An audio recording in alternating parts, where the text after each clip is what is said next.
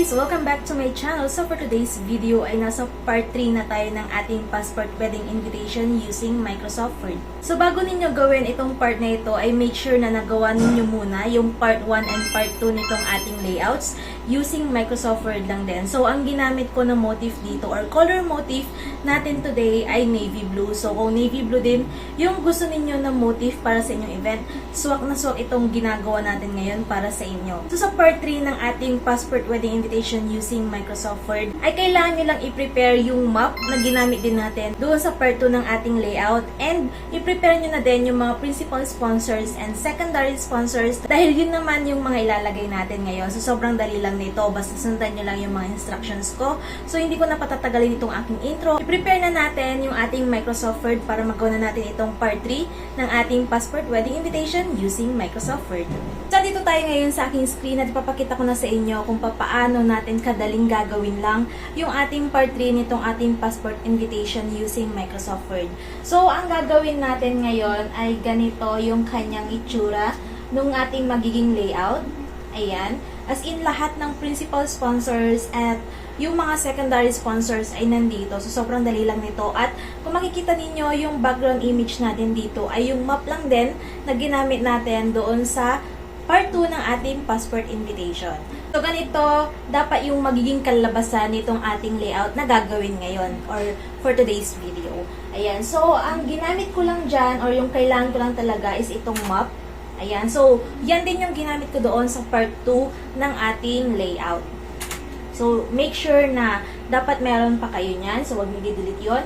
So, of course, ang pinakaunang-unang gagawin natin ay papalitan natin yung ating paper size ng 5R size. So, alam nyo na kung paano yun gawin. So, sobrang dali na lang nagawin yun dahil ilang beses ko nang naituro sa inyo yun. So, sana napanood niyo yun kung sakali na hindi nyo pa alam kung paano siya gawin. Meron akong video kung paano siya palitan. So, it's either naka-MacBook kayo or naka-Windows laptop kayo, pwede siya. Ayun, nandoon na, naipakita ko doon kung paano siya gagawin. So, papalitan natin itong paper size ng 5R or 5 inches by 7 inches. Ayan. At dapat nakatayo siya or naka-portrait. So, ang next na gagawin naman natin ay i-insert na ulit natin yung map. So, pwede naman na i-copy nyo na lang yung ginawa nyo doon sa part 2 dahil meron pa tayong ginawa doon sa map. So, pwede na lang na i-copy and paste nyo na lang dito yon. Pero of course, sa mga hindi pa masyadong nakabisado kung ano yung kailangan gawin doon na lang ulit yung gagawin ko dito. So, ang gagawin ko lang dito, insert natin yung map. So, pupunta ako ng insert. And then, pictures, picture from file. And then, of course, hanapin lang natin kung nasaan yung map na ilalagay natin dito. So, ito yung map na ilalagay ko. So, insert lang natin yan. And then, ang next na gagawin ay punta ko dito sa wrap text and then behind text. And then, pupunta ako dito and rotate left. Ayan. So, naka-rotate siya. Parang patayo na siya. So, ganito din yung ginawa natin doon sa part 2 na layout natin. And of course, dahil nasabi ko din doon na navy blue yung ginamit natin na motif ngayon, of course, papalitan natin ito ng kulay. So, gagawin ko din siyang navy blue. So, pupunta ako dito sa may color. And then, ito yung gagamitin ko. Pagkatapos, i-right click ko lang siya. Punta ako ng format picture. And then, punta ako dito sa may image. Pictures transparency. And then, gagawin ko siyang 50%. So, as in, parehong-pareho siya doon sa ginawa natin sa part 2 nung ating layout. And then, i-close ko na to. At ganito yung kanyang magiging itsura. So, ayusin na lang natin to para as in, makover niya yung buong paper natin. Okay. Tapos, ang next na gagawin natin dito ay gagawa tayo ng guideline or yung gitna sa or yung guhit sa pinakagitna. Guide natin yon kung hanggang saan yung half nung ating paper. So, ang gagawin lang natin, pupunta tayo ng insert, shapes, and then pipiliin natin dito yung square.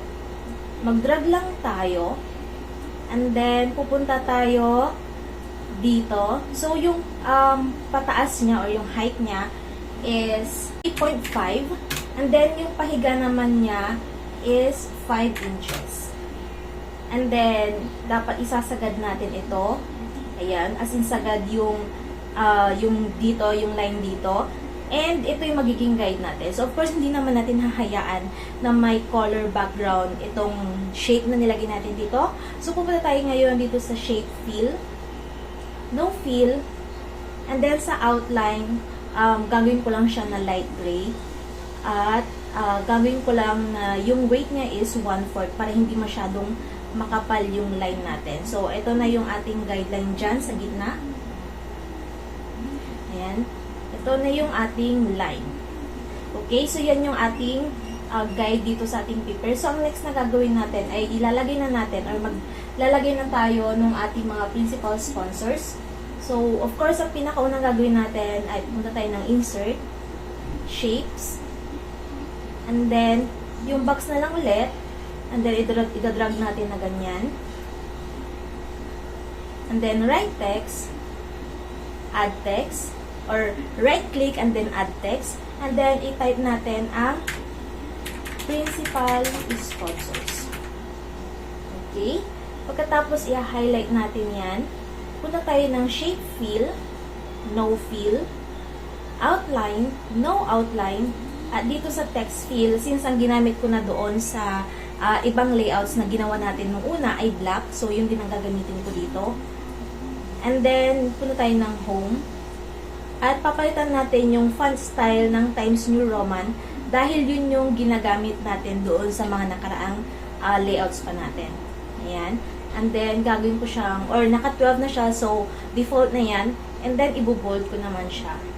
Ayan. So, ganito dapat yung maging itsura ng ating first wording dito sa ating third layout. Tapos, ilalagay lang natin siya dito sa upper center ng ating layout.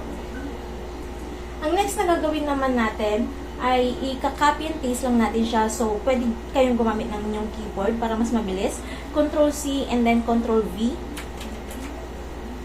Ayan. Tapos, papalitan ko siya since ayoko sana na pareho yung mga names doon sa parang title niya. So, of course, papalitan natin yan. Tatanggalin ko yung pagiging bold niya. And then, palilitin ko lang yung letter. So, gagawin ko lang siyang 9 yung font size niya. Okay? Tapos, ang next na gagawin ko ay maglalagay na ako ng mga names ng mga ninong. So, ninong muna yung uunahin ko dito or yung godfather. So, i-type nyo na yung mga ninongs ninyo dyan sa inyong Microsoft Word. So, ako maglalagay lang ako ng sample ng name dito. Pero of course, ang susundin ninyo ay kung sino yung mga ninong ninyo.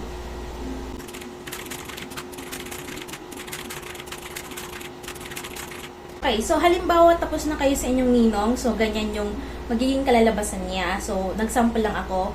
Yan din yung name ng room na ginagamit ko. So, ang next na gagawin na natin ay i-enter lang natin yan ng 2 times or depende na lang mamaya. Ayusin natin mamaya. And then, ang lalagay na natin ngayon dyan ay ang best man. So, naka-bold letter siya. Pagkatapos, i-highlight or mamaya na lang. Sige, mamaya na lang para hindi tayo maguluhan. And then, best man. So, yung word na best man, naka-bold letter or naka-capitalize siya. And then, enter. And then, name naman ni best man.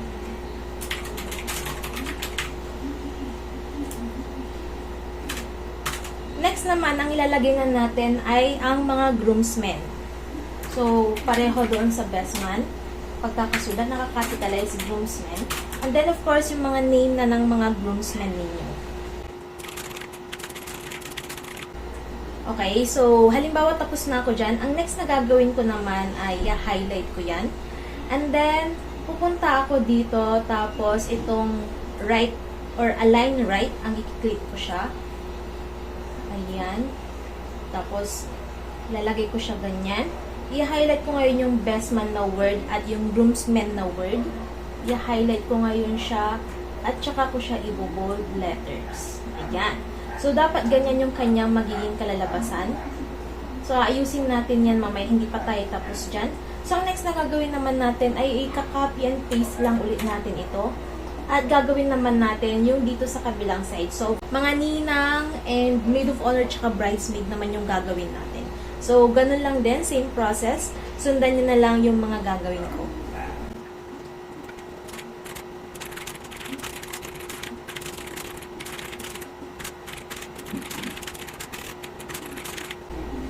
Of course, yung word na best man, papalitan natin yun ng maid of honor.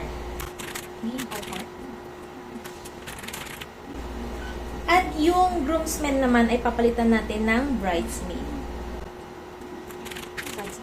Okay, so kung i-type nyo na lahat yung mga names ng ninang, maid of honor, and yung bridesmaid ninyo, i-highlight ulit natin yan. And babalik tayo dito at ang i-click naman natin ay yung align left. Ayan, so dapat ganyan yung kanyang magiging itsura. So, pakita natin ng buo yung ating first half. So, pansinin ninyo yung line natin dito sa may gitna. Dapat hindi tayo lalampas dyan. And since madami pang space dito, lalagyan natin ng space dito sa gitna para hindi sila masyadong dikit-dikit. And dapat pagpapantayin natin ito, yung first name dito, tsaka yung first name naman dun sa kabila.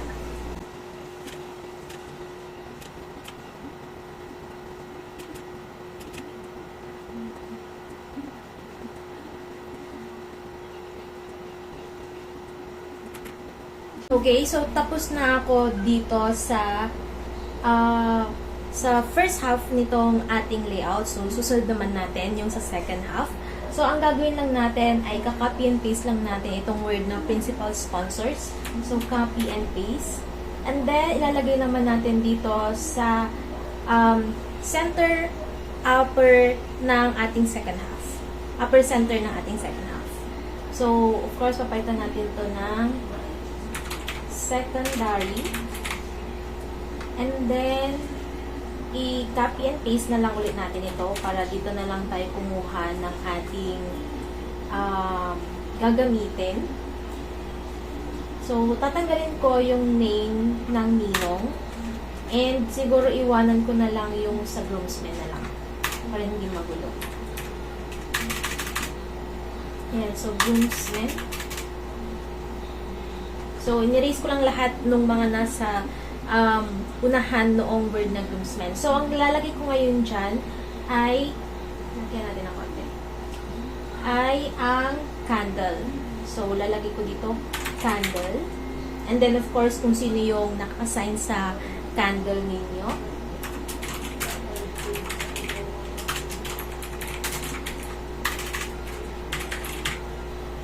Ayan. So, kung mapapansin ninyo, hindi siya naka-centralize. Dapat naka-center lang siya. So, i-highlight lang natin yan. And then, etong sa center naman. Center text. And then, since sobrang laki nitong ating box, palilitin lang natin yan. Para sasakto lang siya dito sa may ating name. And then, lalagyan natin dito sa center, lower ng ating word na secondary sponsors. So, ang next ay, ika-copy and paste lang ulit natin yan. Lalagay naman natin dito sa may right side. Papalitan natin ito ng veil. Tama ba akong pagkakabigkas? Veil.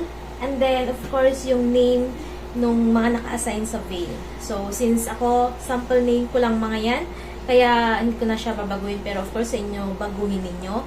And then, copy and paste ko lang ulit siya. Lalagay ko naman dito sa left side. At, papalitan ko ito ng cord. Ayan. So, kung sakali na meron pa kayong mga ibang secondary sponsors, pwede naman ilagay nyo na lang siguro dito sa may gitna, dito sa bandang baba. Kung meron pa kayong mga idadagdag. Or pwede din, kung halimbawa dalawa pa, meron pa dito sa side na ito at sa side na ito. Or pwede pa dito sa may gitna. Ayan. So, of course, depende yun kung ano yung mga nakalagay sa secondary sponsors ninyo. Ayan. And then, next na gagawin naman natin ay copy-paste ulit lang natin yan. And then, ilalagay natin dito. Papalitan natin ngayon ito na ring bearer. So, nasa mga pang-boys, kid boys na tayo. Or mga batang lalaki, nandun na tayo. So, ring bearer. Of course, yung pangalan ng ring bearer ninyo. So, halimbawa, yan yung sa akin. And then, ayusin ko lang ito. So, lalagay ko siya dito sa bandang gitna. Next naman, copy and paste at lalagay natin dito. So, parang ang formatting niya is same dito. So, parang medyo naka-pyramid sila. So, medyo ayusin pa natin yan mamaya. Hindi pa siya totally aligned.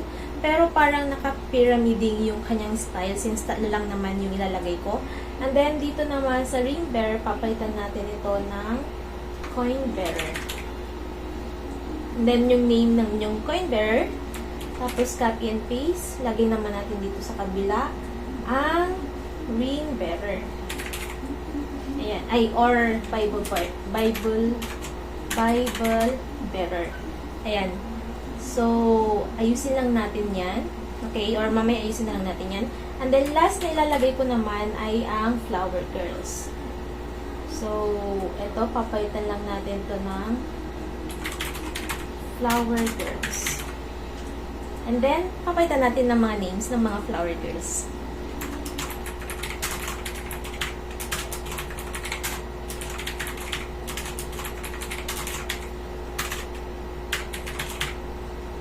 Okay, so tapos na ako na maging code ng mga names. Ang gagawin na lang natin ay aayusin natin ngayon yung ating pagkakalagay or yung alignment nila dito sa ating second half. So, make sure na dapat naka-center lahat. So, ito i-center lang natin yan. And then, pati itong mga to, i-center lang natin yan para maganda naman siyang tignan dito sa ating invitation.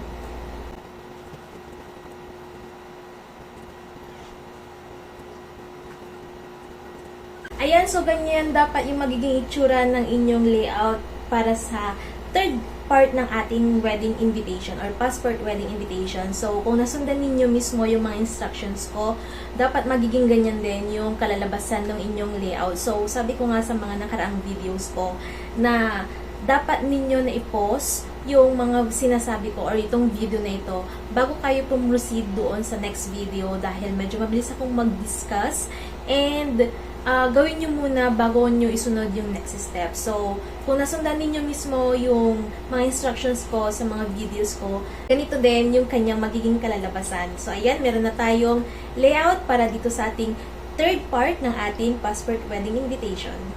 So, ayan, nagawa na natin itong part 3 ng ating passport wedding invitation using Microsoft Word. So, sana nasundan ninyo ito. So, make sure nyo na gawin nyo din yung inyong part 1 and part 2 na nagawa ko na ng mga layouts para sa ating passport wedding invitation na ginawa natin dito sa Microsoft Word. May mga ibang layouts pa tayo na gagawin or susunod dito sa ating ginawa para sa ating invitation layout. So, abangan nyo na lang yon and sana nagustuhan ninyo ang video natin ngayon. So, kung may mga request and suggestion pa kayo, mag-comment lang kayo dyan sa baba at gagawin natin yan ng video. Again, thank you so much for watching and see you sa aking next video. Don't forget to like and subscribe. Bye!